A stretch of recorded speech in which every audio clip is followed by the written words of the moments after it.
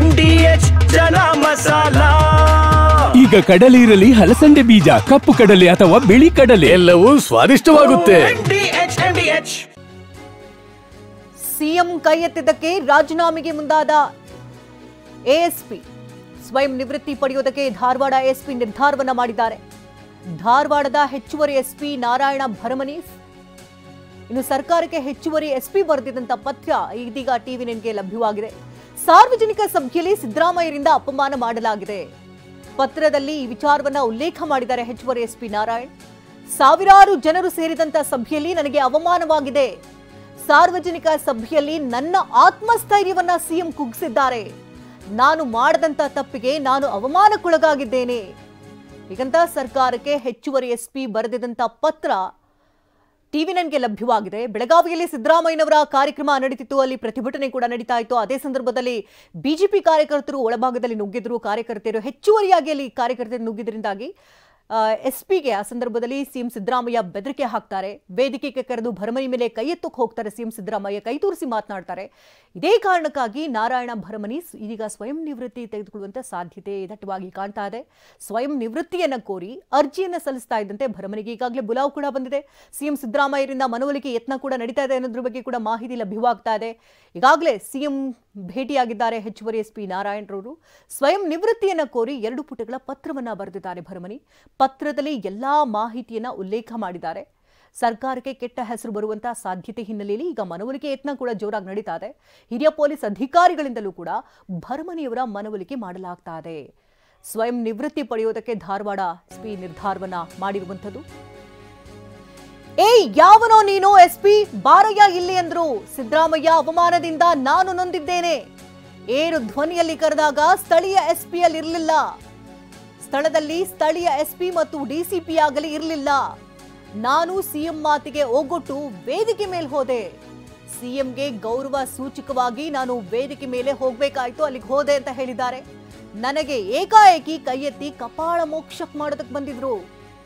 ಕೂಡಲೇ ನಾನು ಹಿಂದೆ ಸರಿದೆ ಅಂತ ಹೆಚ್ಚುವರಿ ಎಸ್ಪಿ ಪತ್ರದಲ್ಲಿ ತಮ್ಮ ಅಳಲನ್ನ ತೋಡ್ಕೊಂಡಿದ್ದಾರೆ.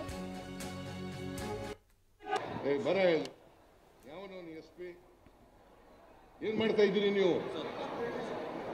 ಭ್ರಷ್ಟ ಕೇಂದ್ರ ಸರ್ಕಾರಕ್ಕೆ, ಭ್ರಷ್ಟ ಬಿಜೆಪಿ ಕೇಂದ್ರ ಸರ್ಕಾರಕ್ಕೆ, ಭ್ರಷ್ಟ ಬಿಜೆಪಿ ಕೇಂದ್ರ ಸರ್ಕಾರಕ್ಕೆ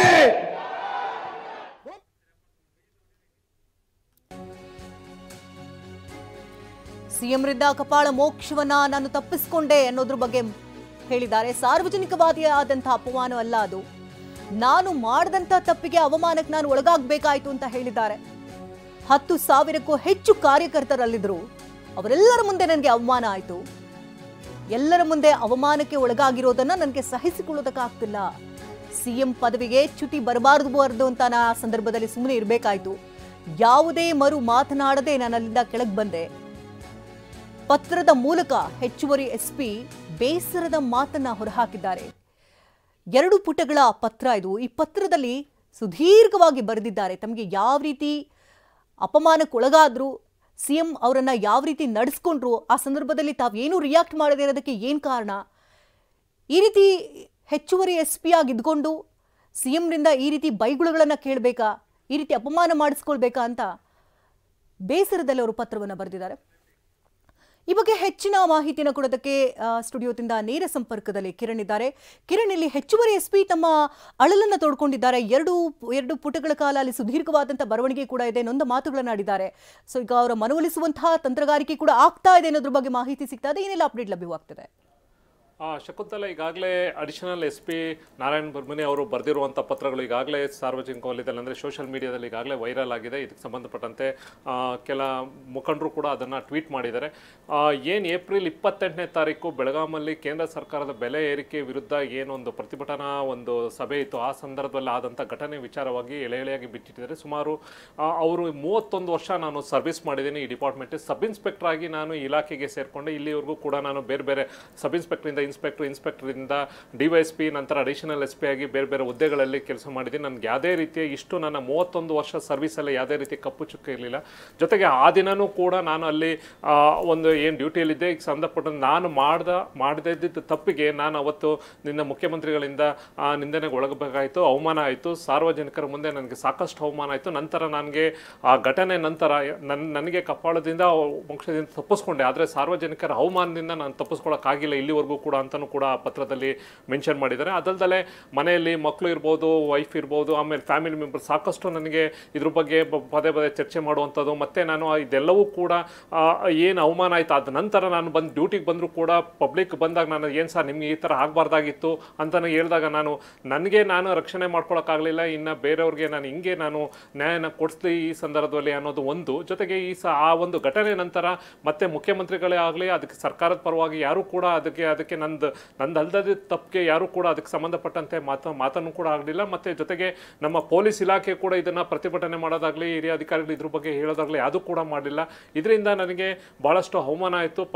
ಪ್ರತಿದಿನ ಈ ರೀತಿ ಅವಮಾನ ಆಗ್ತಾಯಿದೆ ಅನ್ನೋದನ್ನು ಅವರು ಆ ಕಂಪ್ಲೀಟಲ್ಲಿ ಪತ್ರದಲ್ಲಿ ಮೆನ್ಷನ್ ಮಾಡಿದ್ದಾರೆ. ಬಹುಶಃ ಇವಾಗ ಈ ಒಂದು ಪತ್ರ ಹೊರಗಡೆ ಬಂದಿರುವಂಥದ್ದು ನಮಗಿರುವಂಥ ಒಂದಷ್ಟು ಮಾಹಿತಿ ಪ್ರಕಾರ ಜೂನ್ 12ನೇ ತಾರೀಕಿಗೆ ಈ ಒಂದು ಪತ್ರವನ್ನು ಬರೀತಾರೆ. ನಂತರ ಅವ್ರನ್ನ ಮನವೊಲಿಸೋಕ್ಕೆ ಸಾಕಷ್ಟು ಪ್ರಯತ್ನ ನಡೀತು.